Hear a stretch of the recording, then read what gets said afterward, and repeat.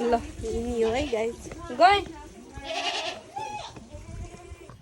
Good morning साथीहरू। आज चाहिँ इलेक्सनको डे होइन।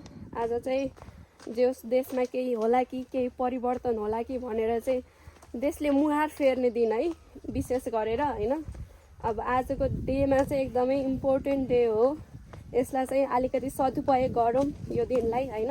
हरेकचोटि यस्तो चान्स चाहिँ आउँदैन। यो चान्सलाई चाहिँ नगुमाम भन्छु है। तर यो भिडियो आउनसम्म त अब भोट हालेर सबै कुराहरू पनि भइसकेको हुन्छ सायद। अनि त्यही नै हो। अब म पनि एउटा मेरो अमूल्य मत होइन, मतलाई चाहिँ सदुपयोग गर्न जाँदैछु एउटा देशको असल नागरिकको हिसाबले। अनि त्यही नै हो। अहिले चाहिँ म हजुरआमालाई लिएर अनि जान लागेको। हजुरआमालाई आउँदैन नि त, लाइक अब त्यति पहिला त गर्नुहुन्थ्यो कि अब अलिकति बुढो भइसकेपछि चाहिँ अलिक गाह्रो हुन्छ नि त। सो मैले नै राखिदिने हो। त्यो पनि मबाट चाहिँ 2वटा भोट छ जे होस् जे भने पनि। अनि त्यही नै हो गाइज। अब एकदमै धेरै एक्साइटेड छु। अनि कस्तो हुन्छ के हुन्छ हेरौँ होइन। अब त्यही नै हो। यसपालि चाहिँ घन्टीलाई नै दिने भन्ने हो मेरो चाहिँ मेरो आफ्नो धारणा है। सबैको एउटै हुन्छ भन्ने पनि छैन। अनि त्यही नै हो गाइज। अब तपाईँहरूले पनि सोच्नुहोस्, बुझ्नुहोस्, बुझेर भोट हाल्नुहोस्। सधैँभरि अरूलाई गरेकै हो, पहिलाको कस्तो भयो अहिलेको अब कस्तो हुन्छ भन्ने कुरालाई चाहिँ आफैले निर्णय गर्नु पर्ने रहेछ गाइज। त्यही नै हो। ए हजुरआमा त्यहाँ बस्नुभयो। हामी चाहिँ नातिनी बजे ठ्याक्क भोट हाल्नलाई जान रेडी। खानासाना खाएर टक्क कपडाहरू लगाएर हिँडिसक्यौँ। अरू चाहिँ पछि आउँछन्। ल जाऊँ अब लाई हो सपोर्ट गर्ने। अनि त्यही नै हो। दसैँभन्दा बढी छ है चहल पहल चाहिँ गाइज। इलेक्सन चाहिँ हरिप लागेको सबैजनालाई। त्यही नै हो। अब चाहिँ ठ्याक्क मतदान केन्द्रमा आइसकेको छौँ।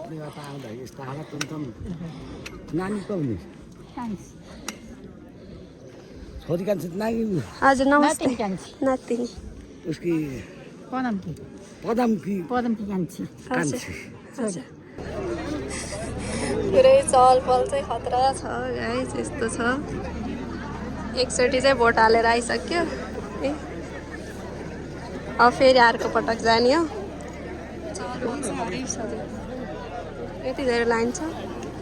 अब यो लाइनलाई चाहिँ क्र्याक गरेर जानुपर्ने हुन्छ। लाइन ठ्याक्क भित्र पस्ने बेला हुन्लायो। सर्ट हालेर आइसक्यो। अब के हुन्छ त्यही थाहा हुन्छ। यति धेरै भिड छ, कति धेरै भिड छ। त्यही नगरौँ, चहल पहल धेरै छ गाइस। त्यही हो। अब यति धेरै मान्छे। ओहो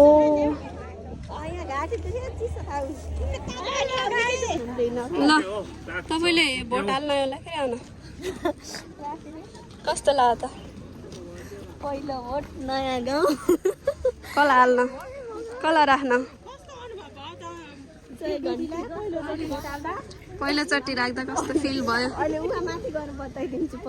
ओहो नयाँ गाउँ नयाँ भोट जय घन्टी।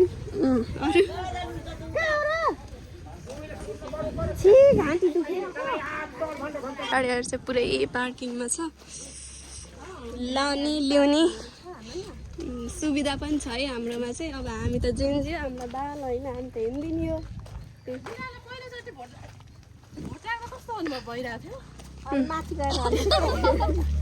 भन्नु न भन्नु। एकदम रमाइलो। मैले अहिले चाहिँ 5 बिउराली गएर घन्टी बजाएर भन्छु के यति धेरै कुर्न पर्यो, यति धेरै कुर्न पर्यो कि मान्छे चाहिँ पागल हुन्ला थियो। यो नाम पनि नाम अलिकति पछाडि भइसकेपछि जे कुरा पछाडि परिँदो रहेछ भन्ने कुरो आजैदेखि फिल भयो मलाई। गाइस यस्तो छ। कुर्दा कुर्दै वाक्क परेर एक्सिडेन्ट भयो। एक्सिडेन्ट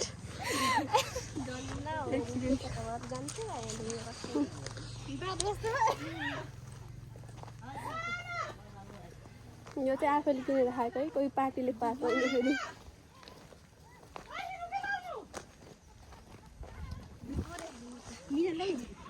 भोट हालेर आउनु भएन, कस्तो लाग्यो तपाईँलाई? अरू होइन, भोट हाल्दाको अनुभव बताइदिनु न। पागल, भोट हाल्दा कस्तो भनेको कि?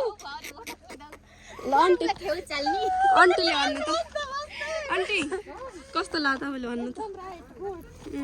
अनि यो पटकको भोट चाहिँ केमा राख्नु?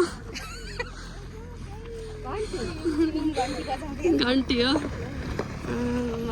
बधाई छ त्यसो भए, शुभकामना, घन्टीले जितोस्। तपाईँको के छ अनुभव बताइदिनुहोस् आन्टी भाउजू? एकदम फर्स्ट टाइम होइन? फर्स्ट टाइम नै, सेकेन्ड टाइम हो। सेकेन्ड।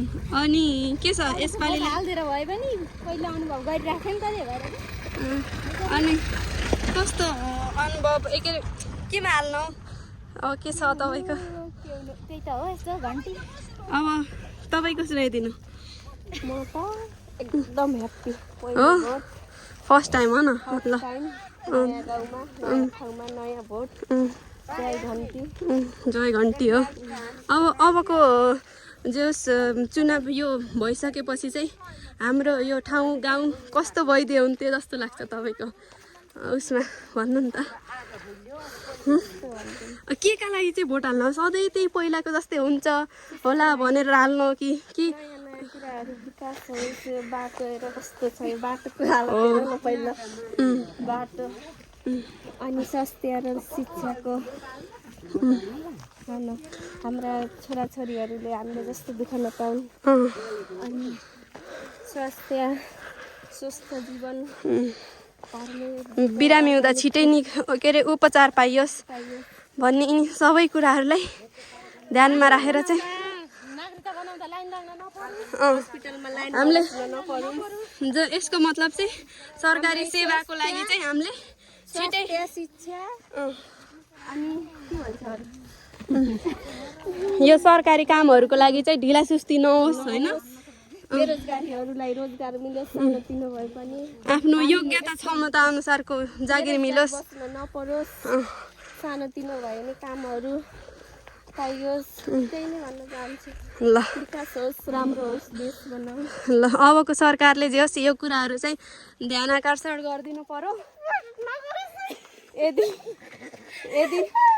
होइन यो अहिले यसपालिको भोट चाहिँ मेरो अहिले यो जुन आन्दोलनमा जेनजीहरू, शहीद जेनजीहरूको लागि र जसले देश बनाउँछु भनेर आँट लिएका छन् तिनीहरूको लागि चाहिँ यो मेरो भोट हो।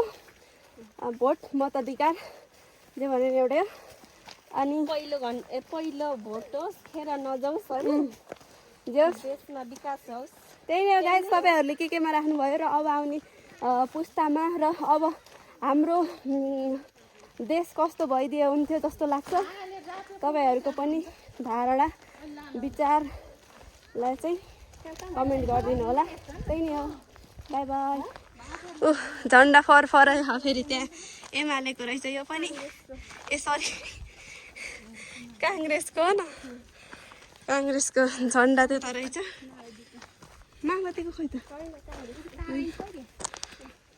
तारा होइन, यी दुइटै उसको हो। यो उसको काङ्ग्रेसको अफिस नै हो कि पार्टी अफिस। यो चाहिँ हाम्रो ठ्याक्क पुलिस चौकी हो, उता स्वास्थ्य चौकी, यता पुलिस चौकी, यता म।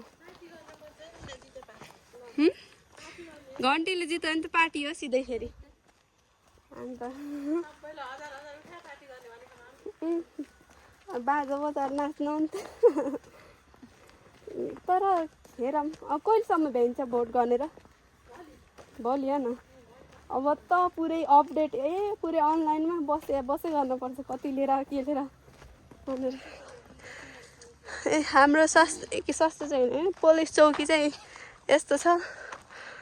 अनि राम्रै छ हाम्रो त यहाँनिर, यो चाहिँ देउरालीको बजार बाटो चाहिँ अति खतमै छ धुलोले मान्छे चिनिन्न अब यतिको ठाउँमा चाहिँ अलिकति पिच भएको भए चाहिँ अलिकति खुसी हुन्थ्यो यहाँको जनता होइन त्यही नै हो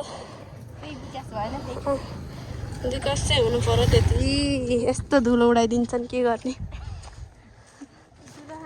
यो चाहिँ पुलिस चौकी भयो यो के अरे स्टेज यो अनि उसहरू भयो है यस्तो छ हाम्रो देउरालीको वातावरण हामी चाहिँ यता छौँ मतदान गरेर आएको अब ऊ त्यहाँ घन्टीको झन्डा सर फराइरहेछ कसले छन् पसल मान्छेले काङ्ग्रेसमा भोट हाल्छन् क्या घर घन्टी जुन